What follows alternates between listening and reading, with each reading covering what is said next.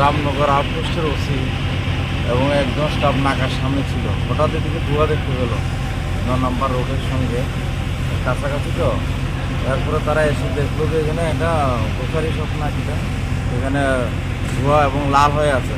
তারপরে ফায়ার সার্ভিসে ফোন করলো, তারা আসলো, নিবানো শুরু করলো। আস্তে আস্তে কয়েকটা দোকান চললো।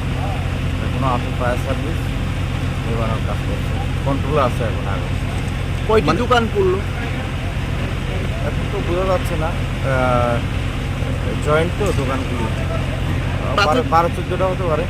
প্রাথমিক তদন্তে কি উঠে আসছে যে কোত্থেকে লেগছে আগুনটা? এখন তো কোনো লোক দেখা যায়নি। ওরা যখন দৌড়ে আসলো কোনো লোকজন ছিল না, দোকানের ভিতরে আগুন ছিল। আমরা দেখছি বিষয়টা, এখন তো ফট করে বলা যাচ্ছে না।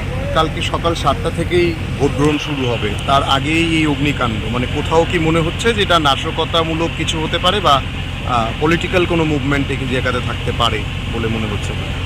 রাস্তার পাশে 2 মিনিট আগে এদিক দিয়ে পুলিশ দিয়েছে এবং একটা এমন কোনো রাস্তা না। তো এরকম কিছু বোঝা যাচ্ছে না, তবে আমরা দেখছি। Thank you.